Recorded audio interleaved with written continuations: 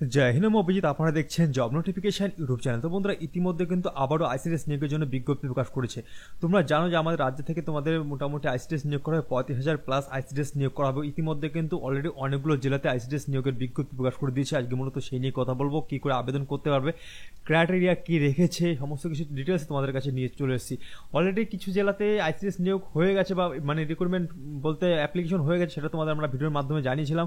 কিন্তু আজকে আবার নতুন করে অনেকগুলো জেলাতে প্রচুর জেলাতে কিন্তু তোমাদের নিয়োগের বিজ্ঞপ্তি একসঙ্গে প্রকাশ করেছে, সেসব মূলত তোমাদের ডিসকাস করব।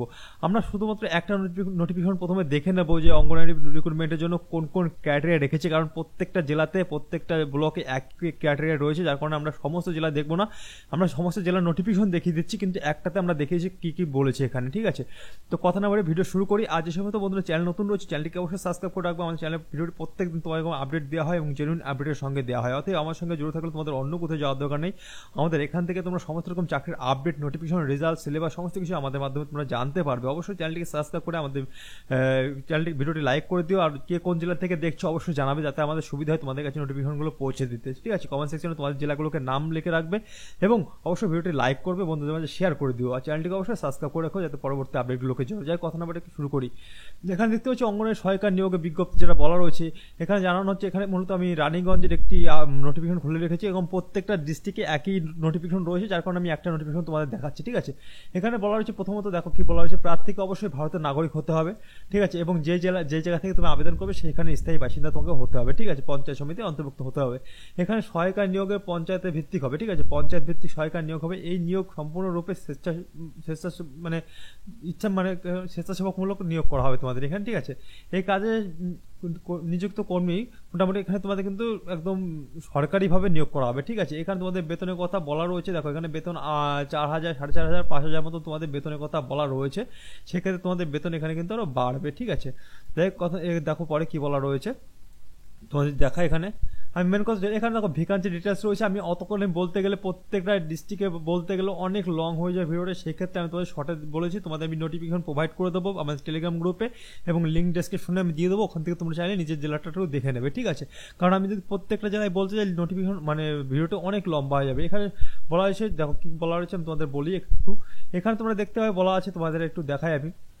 এখানে তোমরা দেখতে পাচ্ছ বলা রয়েছে তোমাদের মূলত এখানে আবেদনকারীর বয়স হতে হবে তোমাদের এখানে 21/8/2024 অনুযায়ী 18 থেকে 35 বছর মধ্যে তোমাদের বয়স হতে হবে। তাছাড়া SC, ST, OBC, OBC A, OBC B, EWS, PWD ক্ষেত্রে প্রযোজ্য হবে, ঠিক আছে? মানে অন্য চাকরিতে যেমন তোমরা বয়স ছাড় পাও, তেমন তোমাদের বয়স ছাড় এখানে কিন্তু তোমরা পেয়ে যাবে।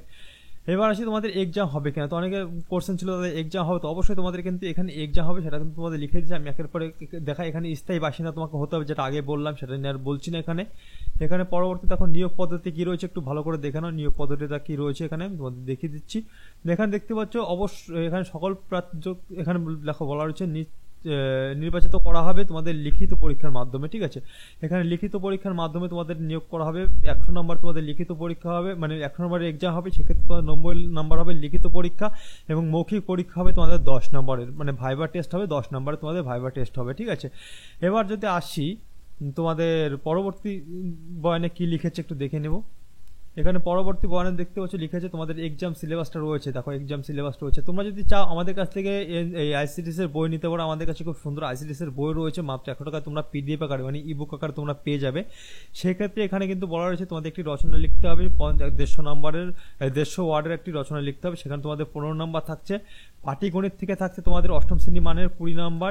এখানে নিরাপদ বন্ধন প্রণালী থেকে থাকছে তোমাদের 15 নম্বর এবং ইংরাজি ভাষা যেটা রয়েছে তোমাদের ইংরাজি, সেটা তোমাদের থেকে কিন্তু এখানে 20 নম্বর থাকছে, ঠিক আছে? 20 নম্বর তোমরা এখানে পাচ্ছ এবং সাধারণ জ্ঞান যেটা জিকে বলা হয় সেখানে তোমরা কিন্তু 20 নম্বর পাচ্ছ। টোটাল তোমাদের 90 নম্বরের এখানে এক্সাম করা হবে, ঠিক আছে? কর্মসূত্র তো নিজের এলাকায় হবে, সেটা তো বলার কোনো জায়গা নেই, ঠিক আছে? মোটামুটি এখানে লেখাই রয়েছে। দেখো কর্মসূত্র হবে তোমার নিজের পঞ্চায়েত এলাকায়, তুমি যেখানে আবেদন করবে সেখানে তোমাকে কিন্তু নিয়োগ করা হবে, ঠিক আছে?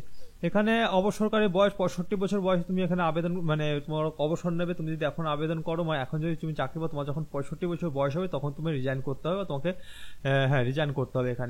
এখানে তোমাকে বলেছে প্রশিক্ষণ কাজ সংক্রান্ত যে কোনো প্রশিক্ষণ বাধ্যতামূলক, পশ্চিমবঙ্গের যে কোনো জায়গায় প্রশিক্ষণ হতে পারে, ঠিক আছে। এখানে দেখো প্রশিক্ষণ তোমাকে পশ্চিমবঙ্গের যে কোনো জায়গা থেকে হতে পারে, কিন্তু তোমার নিয়োগ করা হবে তোমার এলাকাতেই।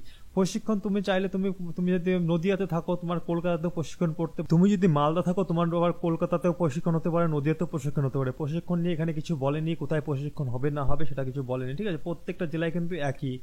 এখানে কি করে আবেদন করবে সেটা একবার বলে রাখি। এখানে তোমরা আবেদন করতে হলে তোমাকে অনলাইনের মাধ্যমে আবেদন করতে হবে। সেক্ষেত্রে দেখো প্রত্যেকটা জেলায় কিন্তু একটা লাস্ট ডেট রয়েছে, যেমন এখানে দেখতে পাচ্ছ এটা রয়েছে তোমাদের, বললাম এখানে তোমাদের মোটামুটি আবেদন জমা করতে হবে 18/9/2024 তারিখে রাত্রি 11:59 পর্যন্ত, ঠিক আছে। সেখানে তোমাকে অনলাইনে আবেদন করতে হবে। অনলাইনে কী করে আবেদন করবে আমি তোমাদের দেখিয়ে দেবো, ঠিক আছে। অনলাইনে আবেদন কী করে করতে হবে সেটা তোমাদের অবশ্যই আমি দেখিয়ে দেবো। এখানে কোন পাশে আবেদন করতে হবে সেটা তোমাদের আমি দেখিয়ে দিচ্ছি। এখানে লেখা আছে, এখানে 12 ক্লাস পাস করে থাকলে তুমি এখানে আবেদন করতে পারো। দেখতে পাচ্ছ লেখা রয়েছে এখানে, তুমি 12 ক্লাস পাস করে থাকলে তুমি এখানে আবেদন করতে পারবে।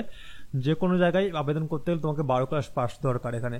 তো মূলত চলে আসি কোন কোন ডিস্ট্রিক্ট থেকে এবার রিক্রুটমেন্ট শুরু হয়েছে আমি তোমাদের একবার দেখে দেবো। আমি ওয়েবসাইটগুলো দেখে দিচ্ছি। এখানে তোমরা দেখতে পাচ্ছ আমরা ওয়েবসাইট খুলে রয়েছি। এখানে তোমাদের পশ্চিম বর্ধমান থেকে এখানে রিক্রুটমেন্ট হচ্ছে, তোমাদের পশ্চিম বর্ধমানে রয়েছে, তোমাদের এখানে ডিস্ট্রিক্ট রয়েছে এখানে দেখতে পাচ্ছ।